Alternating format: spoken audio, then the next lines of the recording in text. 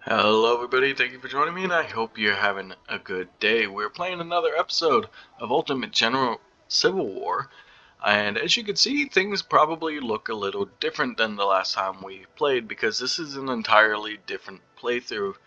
As I had mentioned in one of my recent American Revolution videos, Ultimate General American Revolution, I actually lost a lot of what I thought at the time was only 2 save files, which was uh, my Civil War save file, as well as my American Revolution for the videos I was doing. So it would have been the first of the 2 battles or 2 episodes for the Battle of Fredericksburg for the Civil War playthrough. However, it was actually a few more than that. Than just that. It was actually both Fredericksburg battles and then part of the Stones River campaign, the first battle part of the Stones River campaign that I had actually lost. So that was a bit disappointing, and I didn't want to lose such a big part. You know, losing 1 episode, not too terrible. Losing 3 episodes, it is a little bad. Not to mention, as I'm sure a lot of people have noticed, a lot of my playthroughs in the Civil War campaign, a lot of times my mic has dropped out. The reason for that is I was using an old just headset microphone when I recorded that playthrough, because I had actually played through the entire game before I even started posting those videos. Since then I've gotten a much better mic, and so I just decided, you know what, we're just going to start the whole campaign over and just start again at Fredericksburg. So yeah, I've played through a whole new campaign. We are starting again at Fredericksburg, so that's why things are going to be looking different. I'm not going to go through doing what I was doing with the last one and having all my special divisions named after, or veteran divisions named after, Warhammer legions. It was fun and everything, but we're not going to do that this time. The only one actually I have named is the Stonewall Brigade. Unfortunately, some things have changed. I tried to build out my general pretty much the same as he was leading up to it, although I really wasn't sure what I had maxed out by this point and what I hadn't. Other things, we do actually have some different wounded generals. We have lost some major generals over the course of this campaign that we didn't lose in the other one. However, we haven't lost some of the more key ones. Barksdale, Jackson, and Claus being the ones that are still out. Unfortunately, Jackson keeps getting wounded, so he's still a brigadier general. Unfortunately, I have not been able to promote him. When I do, he will be in charge of one of my corps. But right now, we have Robert E. Lee, Longstreet, and Daniel Hill as our 3 corps commanders. And yeah, we're going to go ahead and start the Battle of Fredericksburg. So Major General Ambrose Burnside is the new commander of the Army of Potomac. He replaced McClellan after McClellan's inaction after the Battle of Antietam to follow up his victory there. And Burnside actually didn't want the job. He only took the job because if it wasn't going to be him, it was going to be Joseph Hooker who actually got the job. And Ambrose Burnside absolutely hated Hooker.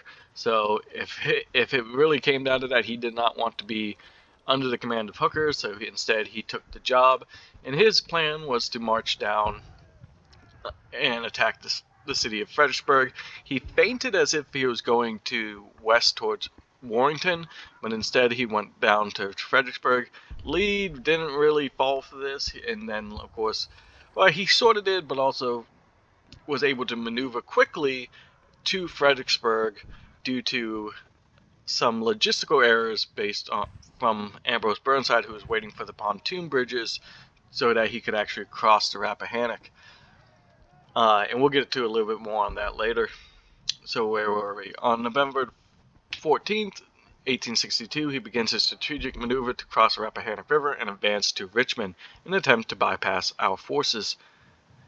His plan is bold, but executed very slowly. He decides to cross the river at Fredericksburg, but the necessary pontoon bridges were delayed too long, giving us precious time to reinforce the area. While the Union engineers try to build the bridges, they are continuously harassed by our sharpshooters, delaying even more the Union Army.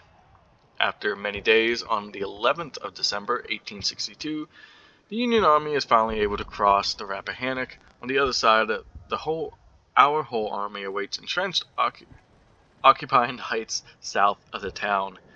And yeah, all that is very true to reality. And like I said, the pontoon bridges were delayed, and yes, they were harassed by sharpshooters as well, and infantry under the command of Barksdale, who, of course, in this playthrough has been injured at this point. But he was assigned to the town to hold off the Union advance as long as possible. In fact, I believe he was actually supposed to retreat, but he actually disobeyed his orders and tried to hold the town as long as possible. I believe that's how it went down. Don't quote me on that. And yeah, and interestingly enough, Fredericksburg is interesting, whereas it's the first time in history, in American history, that not only was it the first urban combat of the war based on Barksdale holding this, but it was also the first contested naval invasion, or I guess river crossing in this regard, but you could say naval landing under in American history as well, because the Union got tired of waiting for the pontoon bridges to be built, basically because it became too difficult to build the pontoon bridges because of the harassment from the Confederates. So they ended up just going across in boats and beating back Barksdale's forces and getting them out of Fredericksburg, the town of Fredericksburg, so they can actually cross with the rest of the army.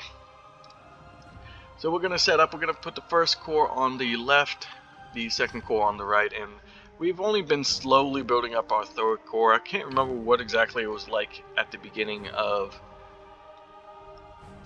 in my other playthrough, but we only have a little smaller third corps at the moment. It's actually where I have all my skirmishers and cavalry at the moment. I actually do not have any in my left or right on this playthrough. I believe I did actually have cavalry in both originally, but I am waiting to expand the army a little bit more before I actually start putting cavalry and skirmishers in each one of the main divisions. We'll leave them in the center for now, especially for a battle like Fredericksburg. We really don't need cavalry. And for our skirmishers, we've only been building sharpshooting units, so not that necessary at the moment. So we'll go ahead and start the battle. The Army of the Potomac is preparing to cross the Rappahannock River at Fredericksburg. We destroyed all the existing bridges, but the Federals can use pontoon bridges that their engineers have been constructing for several days. We are delaying their engineers with our snipers, but they are progressing and will soon complete 2 bridges at this section. A few hundred meters away, they construct another bridge. 3 bridges have been built eastwards and allow the control of the southern area of the town. The main attack is expected from this side. We defend heavily Prospect Hill. This is the prime target for the Union because it controls the railroad that provides us with supplies and a fast route to Richmond.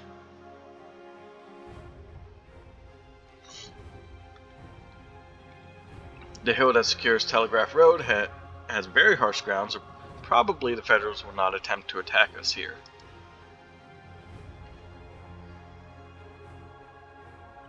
Marie's Heights oversee the town, where we prepared entrenched positions that can resist any Union assault if they are desperate enough to attack us here. The stone wall situated south of town is an extra defensive barrier that can stop the Union infantry from advancing further. Our snipers are harassing the engineers, who work day and night to finish the pontoon bridges. Alright, so this is where we actually get to pick. We're not going to go with the Stonewall Brigade. No reason. We'll actually just use one of our larger brigades that we have here. And there's really no reason to have our supplies here either. So, we'll go ahead, we'll start this battle. This part of the battle usually goes pretty quickly. In fact, we probably will just fast forward it. What we will do is we'll put some skirmishers in here. And yeah, so we'll go ahead and break off some skirmishers. We'll actually put them south here of the bridge, and we'll have these guys hold just the middle section, bring these skirmishers down to put some fire on from this side. And then with these skirmishers, we'll have them come down and help hold this southern bridge with this set of skirmishers. At least for now, we'll see how things go. Go ahead and we'll just speed through this. Sometimes it's easier to put these guys in. Let's go ahead and turn them slightly. Back them off.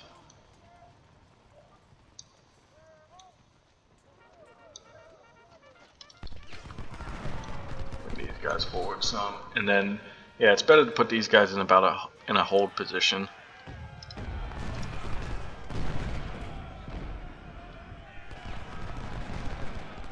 So we're getting them to break, hopefully here in a second. Going right after those skirmishers. That should get them to break, yeah. Alright, we'll move these guys forward. Took a few casualties there. Back these guys up because apparently they're seen by that other unit. And in range, so I don't want them just taking unnecessary casualties.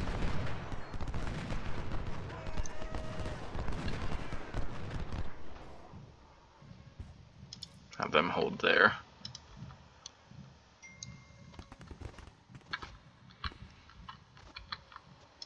Make sure, yeah, okay, both these guys can see the bridge, so we'll have them hold.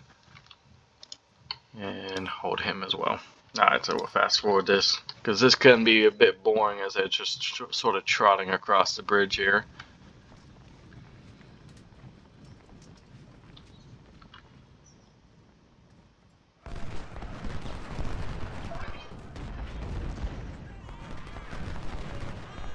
And they rout almost immediately.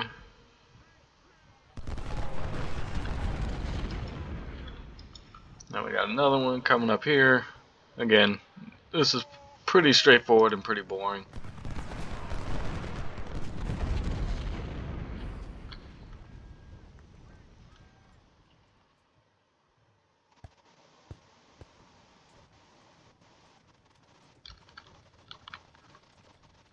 So coming down for a second assault, as well as Owen is trying to cross that bridge.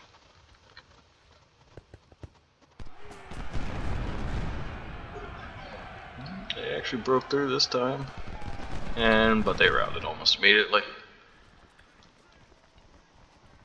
For some reason they never attack in mass, which would be obviously the ideal way, but the computer never seems to do it.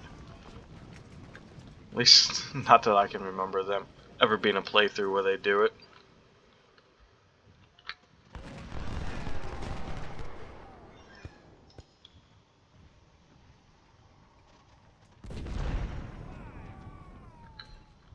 They're sending a different division up now. Oh, we might actually get two divisions heading across, or sorry, 2 brigades.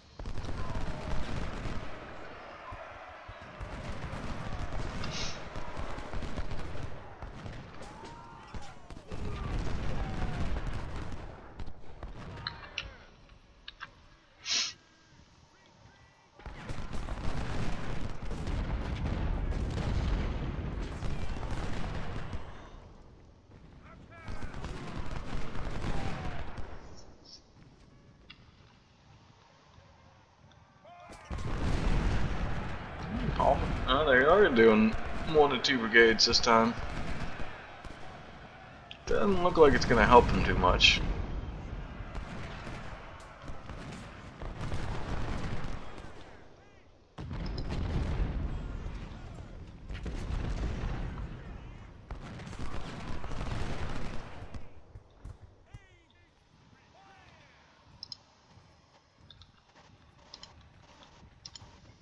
Not sending Sully across. These guys aren't doing anything up here. Looks like they're sending a cannon across. Maybe to get some grape shot on us. but that didn't go too well.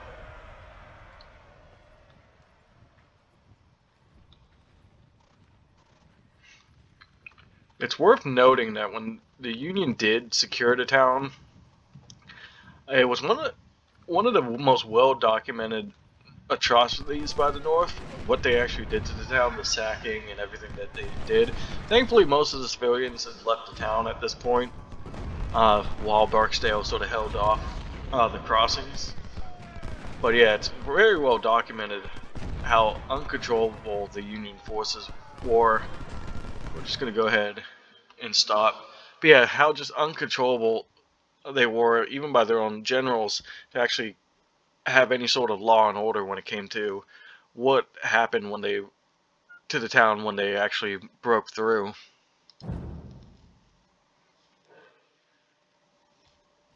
Alright, so now we're moving on to the next day. Believe it, yeah, next day. And this will focus on our right. Now, traditionally or historically, the right was held by Stonewall Jackson. The Left Grand Division, commanded by Major General William B. Franklin, and consisting of 2 full corps, appears ready to advance. Nearly 4,500 soldiers are approaching us. Unfortunately, they were just sent in piecemeal historically. Now, very famously, George Meade was actually able to exploit a gap in Stonewall Jackson's lines. Something that you actually sort of see represented on the game map. But he was unsupported, so he was unable to hold that line.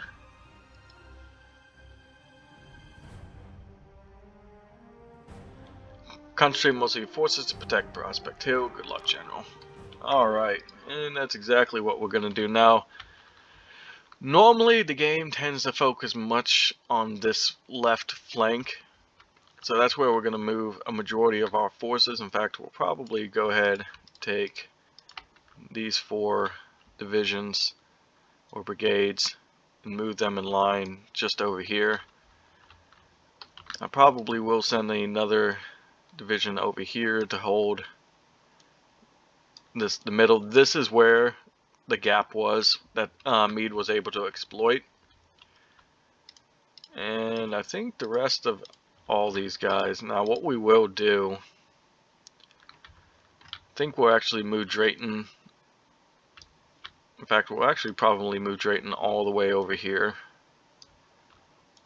Probably right to about there.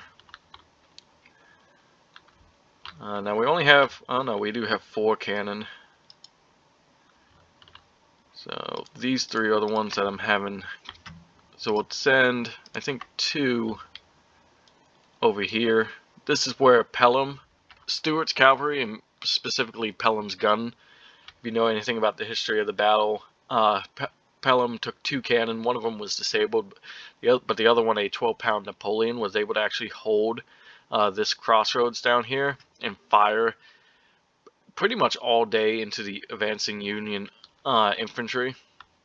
Like I said, very famously, he was able to do that.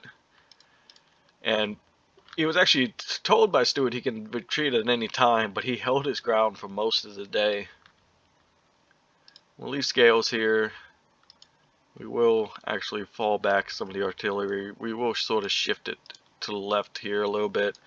Move Scales forward to hold that gap. And I don't know if I want to leave Spears out here. We will shift him over as well.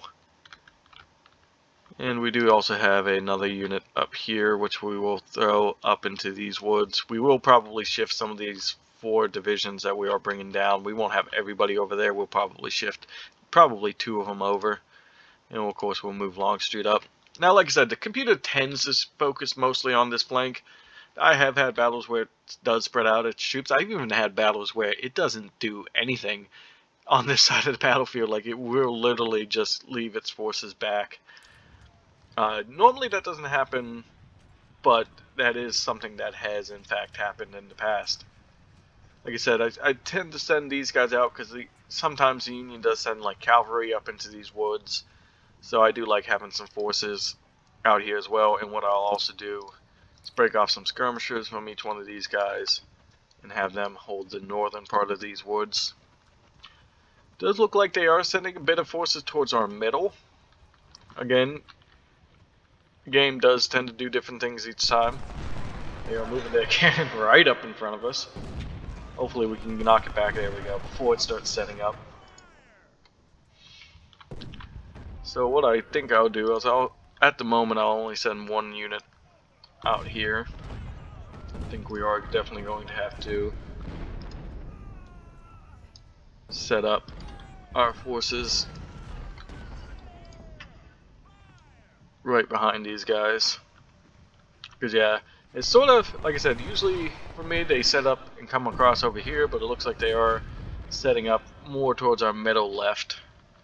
Sort of hitting our center. It doesn't look like they are sending too much down this way, if at all anything. But we will leave these guys here momentarily until we can determine what exactly they're going to do. Sometimes, depending on the situation, I will swing my forces out and try and hit them in their flank, depending on if they do crowd the middle here.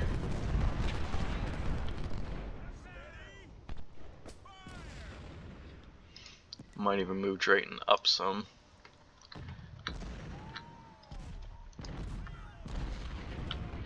It does look like they are moving some forces out, swinging them to our left here.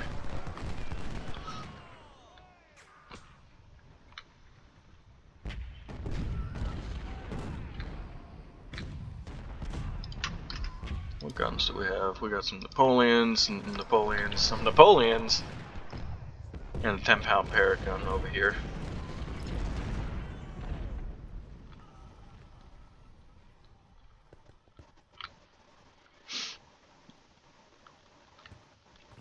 And when I played through in my original playthrough, they literally only hit us in these woods. These guys never even saw action. I did, like I said, end up swinging these guys out and coming across their whole flank. But it looks like the computer this time around is doing a bit of a better job sort of spreading out their forces. Let's go ahead and shift ours a little more. As you can see, a lot of my divisions are a lot smaller than they were. I was going for 1750 in the last playthrough. I still plan on doing that, but fortunately, for some reason, my finances have not been as well received. I think I've been spending too much money on keeping them veteran during this playthrough than I did in the last playthrough. So like I said, you probably will catch some major differences here and there.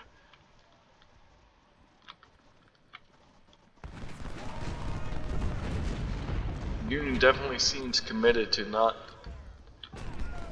pushing in just yet until they have everybody here.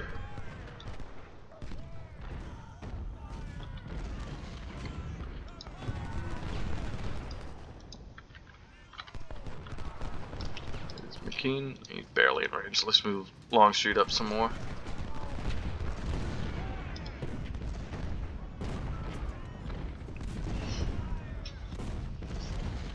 Looks like they're moving their cavalry to this flank. So one thing I am going to miss right now is not having cavalry. Usually when I set up I have at least one cavalry division per corps. Now it's not as important here at the Battle of Fredericksburg, but it is nice because they do tend to put their infantry so far forward from their guns. Sometimes you can swing up and hit their guns and do some pretty big damage that way.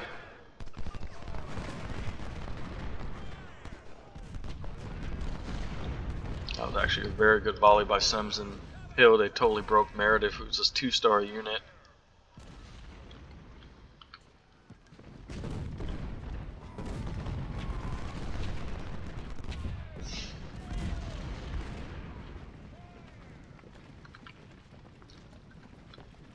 Once we see the Union is starting to commit, that's when I tend to sort of launch my flanking assault.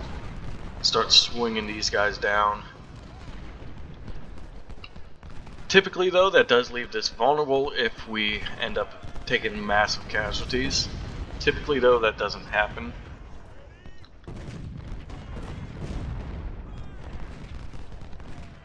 Not to mention any forces that retreat will probably retreat in this direction and we can probably rally down here anyway.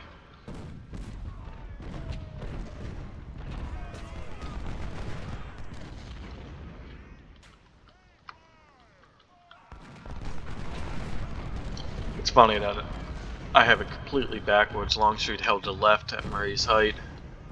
But like I said, we still haven't got Jackson up to, is it Lieutenant General? Or was it Major General? It's the 2-star, I can never remember. Keep probing my lines. Oh, they are just out of range of our guns here. That would be tempted to move them up and hit them on their flank. Wonder how, but they probably wouldn't be able to move too quickly through the trees. We got them in a kill zone here.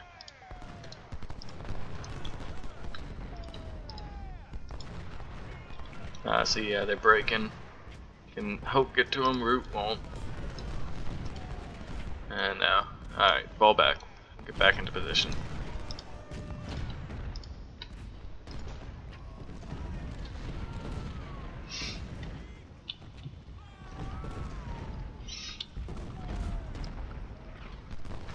We do have the slightest gap in our line here, but I don't think that's really big enough for them to exploit.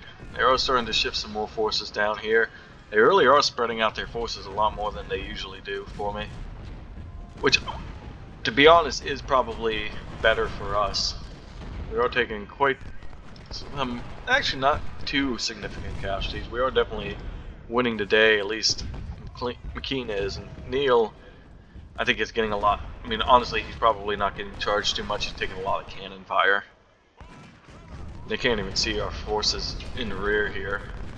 Drayton has already lost a few guns just from overshot, so maybe we move him back some. He's lost almost 50 men just from, well, there we go, we lost another gun. It's just from some spillover.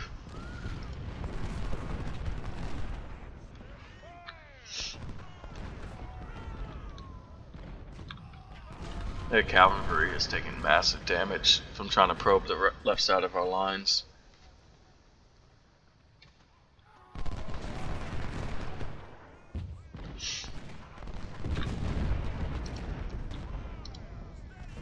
McKean's morale is really suffering though. We might want to replace him. Maybe move Ferrero up. Get him running.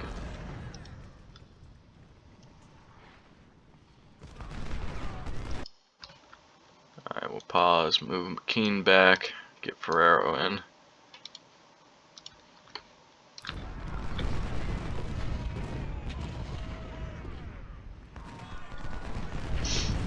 That actually triggered them to actually move forward. Drayton and Stu taking some massive casualties from that overshot.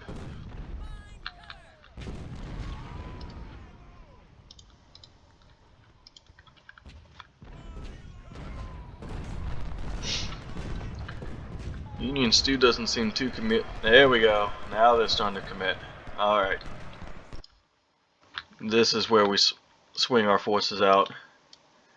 Let's get these two guys back to their respective units. They can catch up.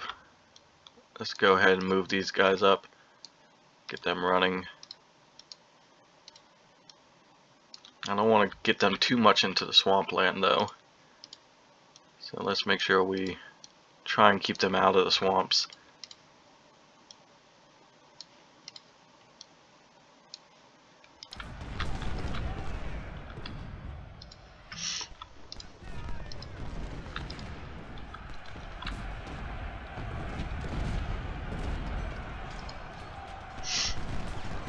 We're about to see some massive melee up here. They're moving everybody in.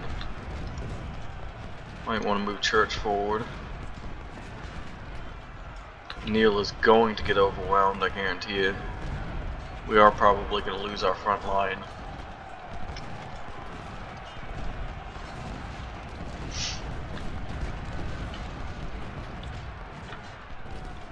Might be worse than, they didn't end up sending anybody out this way, so what we'll do is we'll move Bliss over on the far left. Well, here, we'll move Bliss to Stanley's position and we'll move Stanley over, giving us another line of defense here. And just in case they do end up sending people over, we'll put some skirmishers out.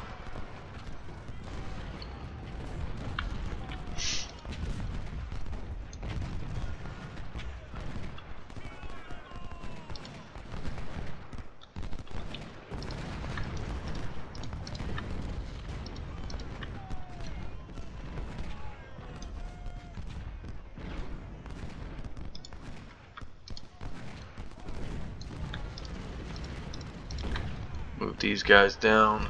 Keep moving them down. Oh, I hate when they do that. No, you two stop doing that. Don't be ridiculous.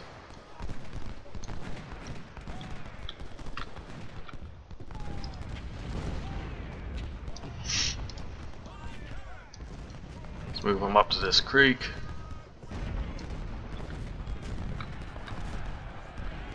Barrel's finally broken. Alright, he sent off a shell, so let's get him formed and moving back.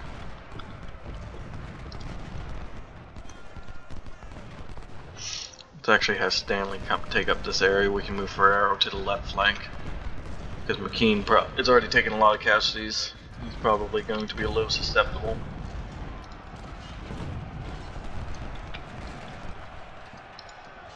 Let's go ahead and move Spears up as well.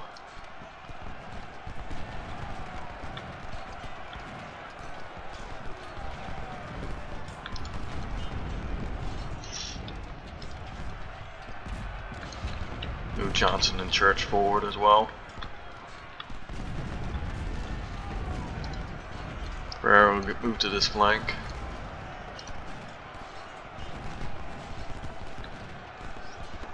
Fortunately, we're letting the Union into the forest, which is not good, but we are starting to beat them back on this right flank, which is what we really need.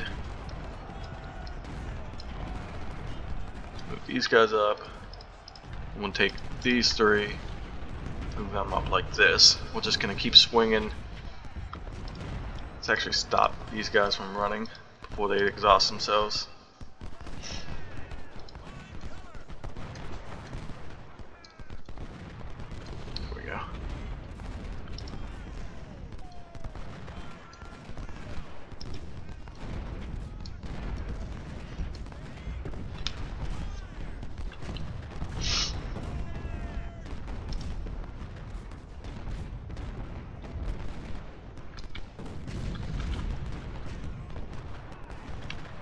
So yeah, our left is taking some casualties. They still aren't swinging anybody out this way. Let's get ready with Bliss to possibly need to support our left. But we are starting to push them on our right. We are starting to get up towards their cannon though. Like I said, this is where having some cavalry probably would have helped. Let's actually start moving some of our cannon down here.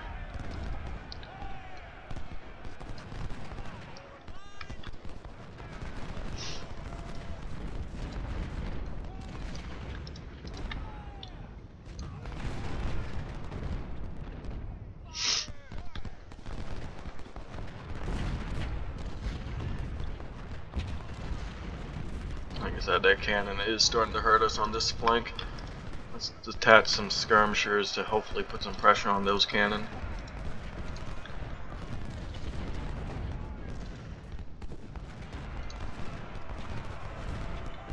How's our left looking? McKean is taking some casualties. Let's get him out of there. So let's retreat Longstreet back a little bit.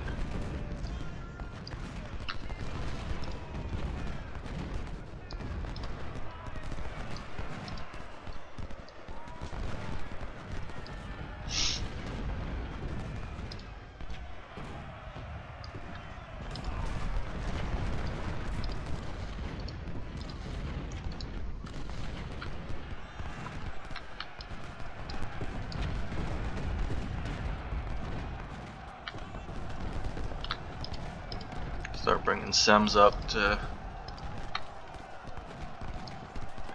act as support. Not sure what Johnson's doing. Actually, I think we're gonna have to bring Sems to the left here.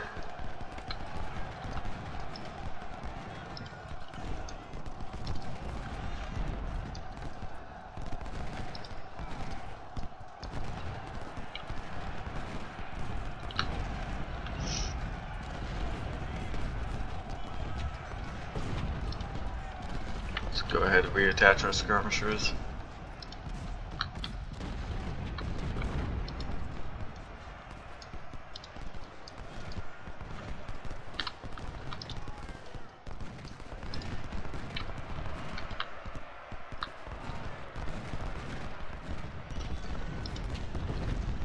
Alright, Sims, you're gonna have to move. We have a significant gap here in the middle.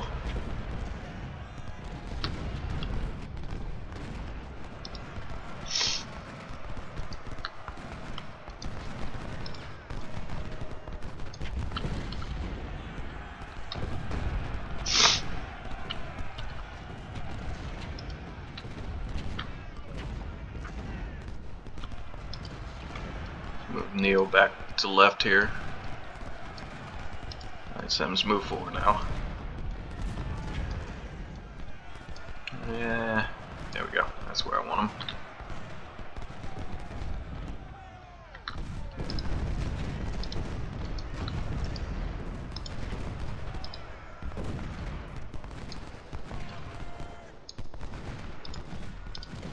We use Hunt to go after those guns.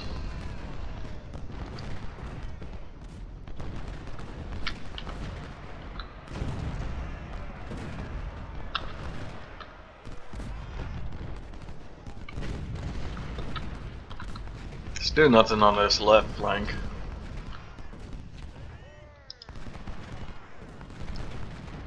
Fortunately, I had nothing in reserves. Tower completely broke because of these guns out here.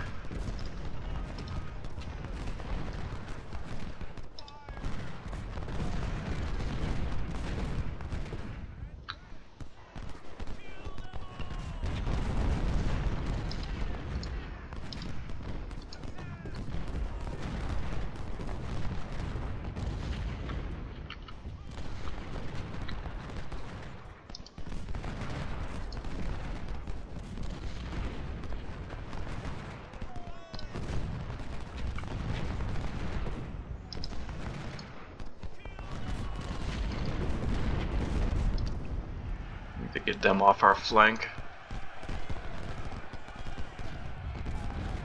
That was unfortunate. Again, this is where having cavalry would help us out a lot.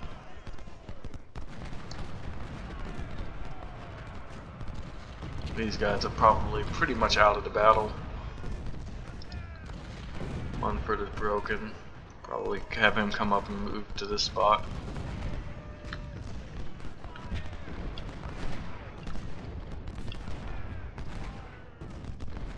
Thankfully, we've gotten those two guns pretty much off of our flank at this point. We'll go ahead and get these guys moving forward, waiting for their conditioning and morale to come back, and then hopefully we can get Hunt and his skirmishers to... Well, we'll keep using his skirmishers to chase down these guys. In fact, let's break off some skirmishers from tower. We'll keep them going after these guys.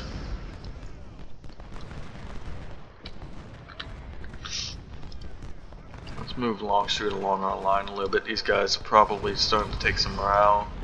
Not so much on this flank, more in our middle here. We'll get him to offer up some morale here. Move Hill up. I don't think these guys are, yeah, these guys aren't even engaged.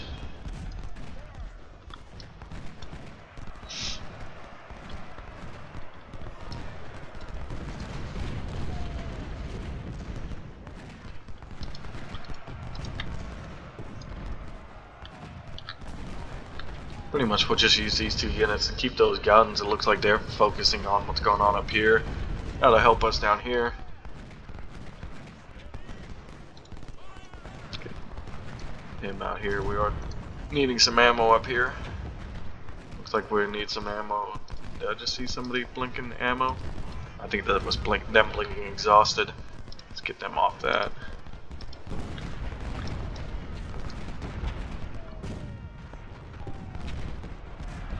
Yeah. Alright, that's fine. We pushed back their guns off of our flanks. That's what we really needed.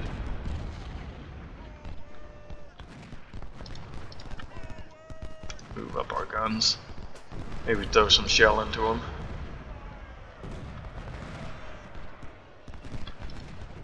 We're up at 50% supplies. That's okay. Oh, no, that's not what I wanted. Make sure these guys are engaging.